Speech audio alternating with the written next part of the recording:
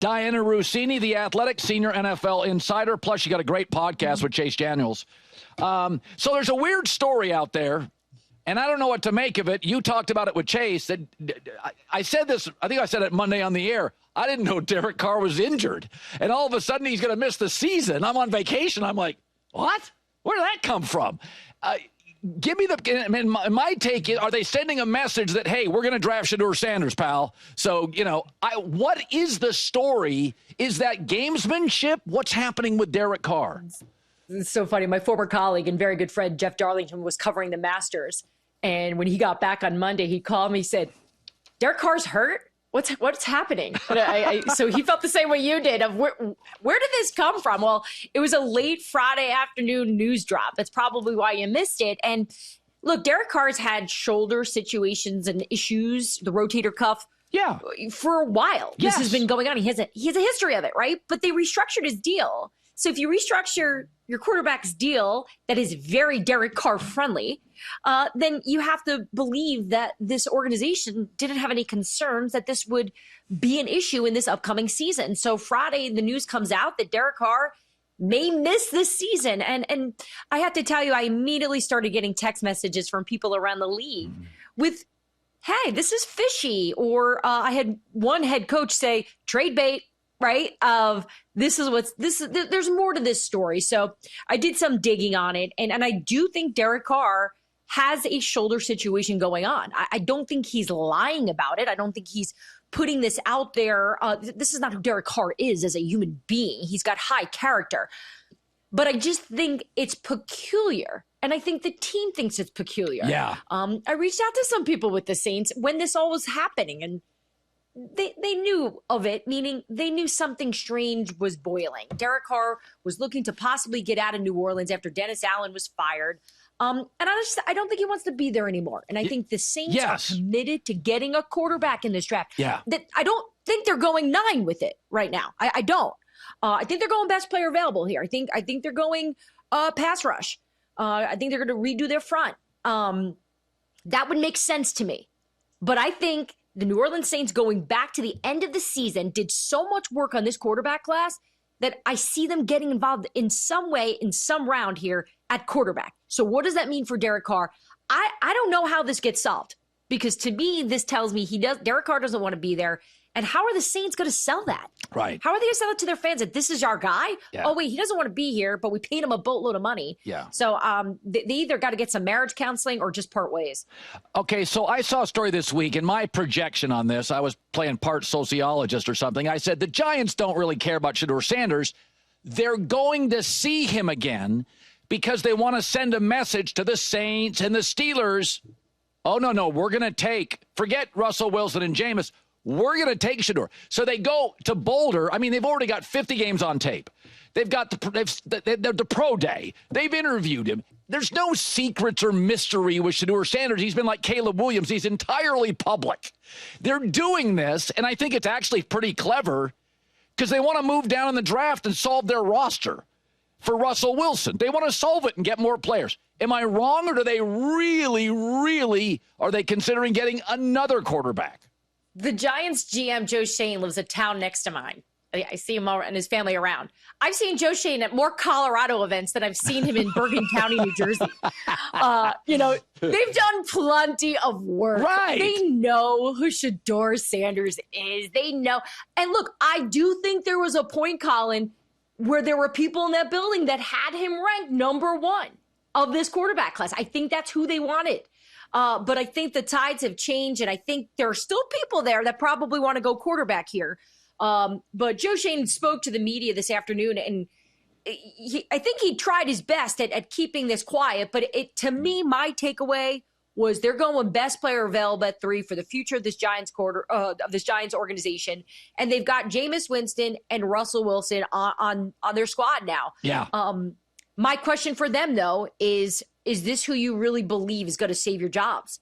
Because that is what's at stake here. It's their jobs. And for them, if that's how they feel.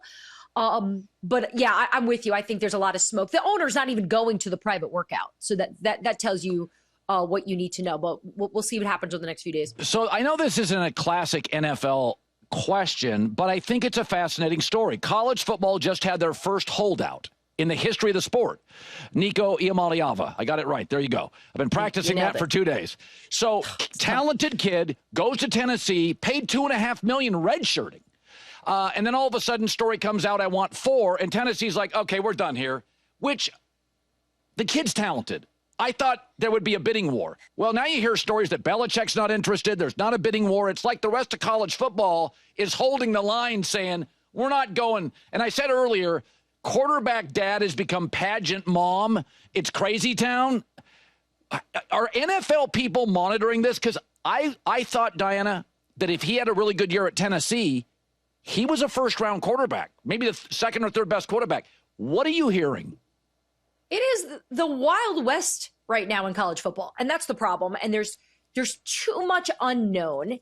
There's not a lot of people who know how to navigate it, and there's bad counsel happening. Counsel from parents, from agents, friends, family. So you look at this situation and you apply to how the NFL is viewing it, and they're watching this because that story was the hottest topic without a doubt over the weekend. I had one general manager share with me that the notes that are being taken on this is not so much about players that are investing in their careers and trying to make the most money. They understand that is the 2025 world that we live in right now. Right. It's, are players now choosing themselves and making themselves the priority over the team? Yeah. He shared with me that he met with some of these draft prospects, and some of these guys were telling him that they had other opportunities at other schools that were going to pay them more money. But they liked the program that they were part of, and that they felt that their teammates deserved that commitment from them, despite the fact that they could make a lot more money somewhere else. So, yeah, the NFL is definitely, decision makers are watching the character of a lot of these players. But the overall view of what's happening, I don't think anyone is getting blame in any of this. The only one that's getting blame right now are those that are running the NCAA. Right. And I think that's how the NFL space is looking at it, while also taking note of character, of how these guys are navigating this. So I've been critical of Aaron through the years, but I've always said, regardless of how you feel about ayahuasca, a lot of artists do it. He's more artist than accountant. I get it. The vaccine stuff, whatever. A lot of Americans didn't want to take it. I got friends that didn't want to take it. Like, I'm not going to judge him on that. And I did think he played well down the stretch. But I said, I think he's too smart to make a dumb decision. And I don't get Pittsburgh. Defensive culture, shaky O-line, lost Najee Harris, high-maintenance receivers, great division with Burrow and Lamar, and I think Aaron's a bright guy. And if I saw him personally, I'd tell him, sometimes you drive me nuts, but you're smart. I think he is sitting there, and he knows, listen, I got about a year left. I don't move very well. I got a lot of money. I don't want to go in Pittsburgh. I think he's sitting smartly waiting for the draft with his eye on Minnesota. Or if the Brock Purdy negotiations go sideways. I think the Pittsburgh stuff is a ruse. He knows it's fool's gold. I know he doesn't talk much and he mocks the media, but is there a feeling in the league he's just waiting to see how everything falls out on the draft weekend? Absolutely. This has been going on for months. This has been going on since Aaron Rodgers had conversations with the Minnesota Vikings. While Minnesota will make it very clear and known, and they want you to know that Aaron was the one that was pushing for them, that he called Kevin O'Connell, who he has a very good relationship with, and there was a time where they did serious homework on him and considered it. How could you not? 4-time MVP. He's a Super Bowl champ. How do you not say, hey, maybe our young quarterback coming off an injury just may not be ready? That's realistic. That's the reality of the Vikings situation, but they made a decision as an organization to say, nope, we're closing that door. But they haven't shut it. They haven't completely said it's off the table. What do they keep saying? Let's see how spring goes with J.J. McCarthy. I don't know what they're going to learn at OTAs. There's not much that happens, but Minnesota needs to see something, right? So, yeah, I'm with you. I think Aaron Rodgers is definitely sitting back going, I want to go to a place where I can drop right in like Tom Brady did in Tampa Bay and win a Super Bowl this year. I don't think the Pittsburgh Steelers are built to win. The Minnesota Vikings are built to win. Yeah. We know the Rams were his number one choice. They're no longer on the table anymore. Those aren't in his cards. So I can tell you I spoke to Pittsburgh this morning. No updates. Think about this. Yeah. No updates right now at this point as we're a week out from the draft. They still have no idea whether or not Aaron Rodgers is going to sign with them. They still want him, but I just think Aaron knows he's got the leverage in the situation here, and he may just sit this thing out and wait. And what if there's another team, Colin? Forget Minnesota. Let's say Minnesota really, truly shuts the door after whatever they're going to see in OTAs and J.J. McCarthy, and they go, okay, this is our guy. Maybe there's another team that has a quarterback that goes down during training camp that Aaron Rodgers believes is a team built to win. Finally, I said this to Frank Reich the other day. I said, I've got this theory. Steve Kerr talked about this after a game about 2 weeks ago.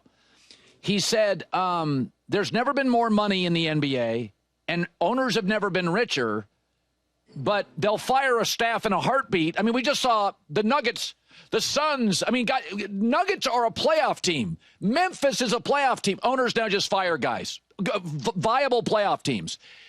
Do you believe, I believe owners have more say on draft day than GMs and coaches are comfortable with? I think Stan Kroenke is a little bit of an outlier.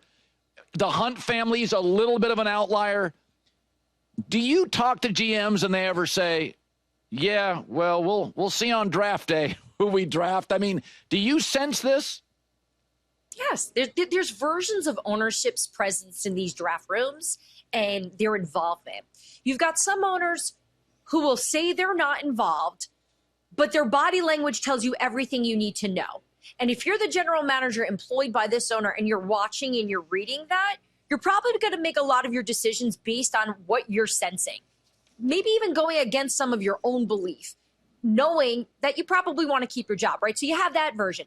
Then you have the others. And I'm so glad you asked me this question because I just had this conversation yesterday with the head coach about his specific owner's involvement. And we talked it out kind of roughly that probably 13 to 14 owners in football are probably heavily involved on draft night in terms of, this is what I think. This is how I think we should go in which direction. And Colin, we could probably do a whole segment and rip through every team and what we think in terms of that owner, but it's happened. It happens every year. I mean, it makes me look back on last year a little bit, you know, when let's use Denver as an example, right? They kept that so quiet. And it, to me, from the outside, it looked like ownership in Denver went, hey, Sean Payton, you're the smart one here. Yeah. We brought you here to go find the Q. Go get him. Hands off. Then you have others where I wonder in Atlanta, the situation there that night. That shocked me. We knew Michael Penix Jr. stock was up. I just didn't expect him to land in Atlanta. I'm curious how much involvement ownership had in that one. I just think there's a lot more of that happening than you realize. Yeah. Or at least others. I mean, you realize it, but it's layers and levels of the involvement. It's how much they want to know. And by the way, I've spoken with head coaches and GMs who tell me their owner will text them on draft night, good luck tonight, buddy. So there's versions where they lay off. But I think there's a lot more that have their hands in it than not. Good stuff. Dianna Russini,